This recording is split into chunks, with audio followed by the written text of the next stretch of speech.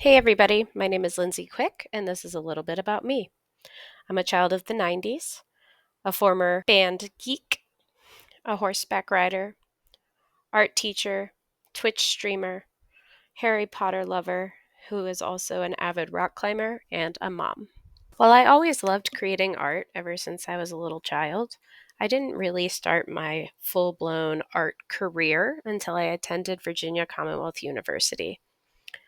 For my first degree there, I studied craft and material studies with an emphasis in glass blowing, casting, and torch working.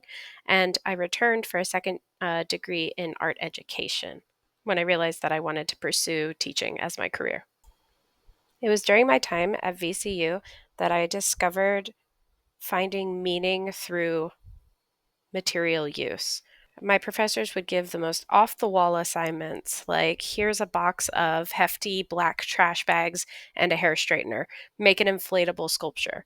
And here's a ton of cardboard, create something, or a huge block of styrofoam and a 9-inch bread knife, and that's all you can use, make me a sculpture.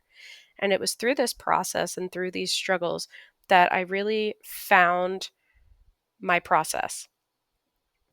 I go about creating art by manipulating a material until I find meaning within it. And this really served me well as I worked through my first couple of years as a professional artist. Following college is when I had to start really trying to find my own inspirations and my own muses to continue creating art. So I started out playing with watercolor and ink, experimenting with the flow and the feel and seeing what it is I could create using those. From there, I discovered a love of ink. I liked taking small tip, very, very fine tip Sharpies and gel pens and creating scratches and seeing what formed and what images appeared from within those scratches. And once the image revealed itself to me, that's when I would go and create the final piece, like you see with these wings. I wanted something to counter the meticulous tiny little scratches that I was doing to have more of a flow again, back to the idea of watercolor, but I wanted a new material. So for these three pieces, I decided to take my love of horror, both classic literature and movie, and create these charcoal drawings using both compressed and fine charcoal to make these portraits. I began going out and venturing outside of my comfort zone, my own personal interests, and things like that to find other muses and other inspirations. I started attending festivals and conventions and all kinds of things like that. My partner's really into Dungeons and Dragons and fantasy and lore. So I started bringing some of those elements into my pieces.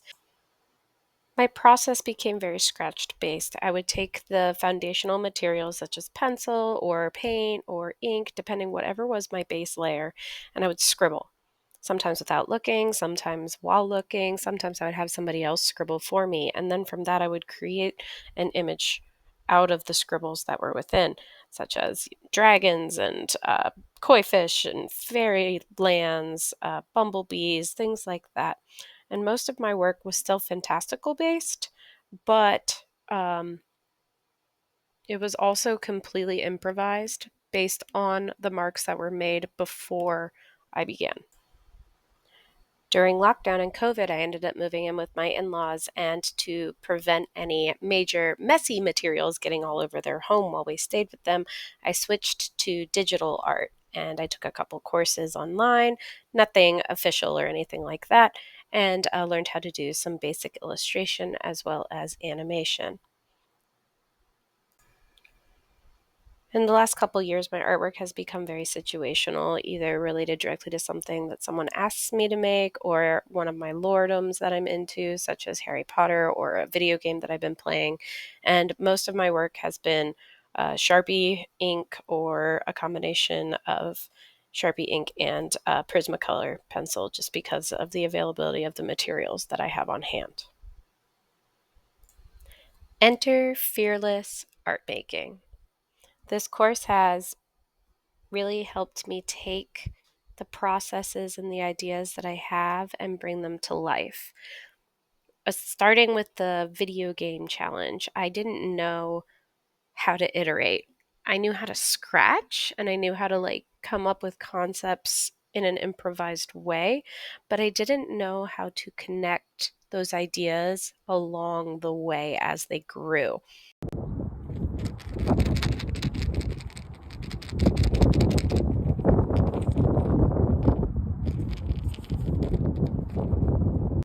Enter the Mezcal Texas Mountain Laurel bean.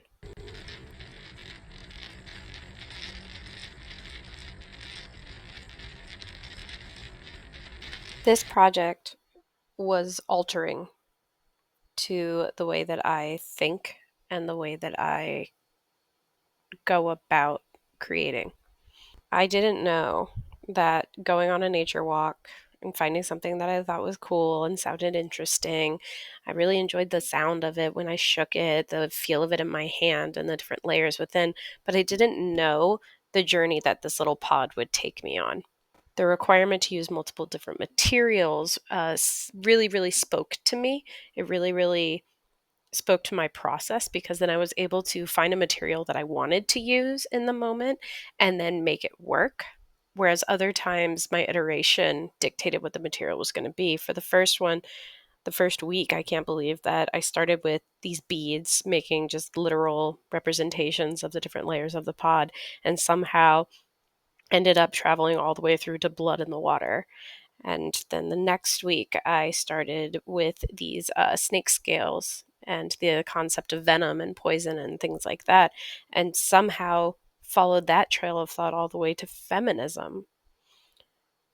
This project really showed me of the connections that my brain is able to make if I provide it the time to make those connections. My favorite piece from my iterations is probably the dinner piece. I really enjoy the photography aspect of it. I enjoy the different elements of the edible beans with the poisonous beans in the middle, as well as the neutral colors and that like stark contrast to the vibrancy of the red mezcal. I also really enjoy the sound of it. So this piece here where I created the rattle, I at first was really frustrated that I couldn't keep the twines from wrapping around each other, but in the end, I ended up really liking that aspect because to me it represented all the different paths of thought that I took to get to this point and how they were all intertwined and connected, even if at first I didn't think that they were. And the being and the learning from this course just keeps on giving. I have discovered an entirely new path that I can take for my final in regards to the history of this bean and its uses throughout Indigenous cultures and Native history. I'm really excited to pay honor and respect to that and create a final artwork that encompasses all of my findings and inspirations from throughout the last few weeks.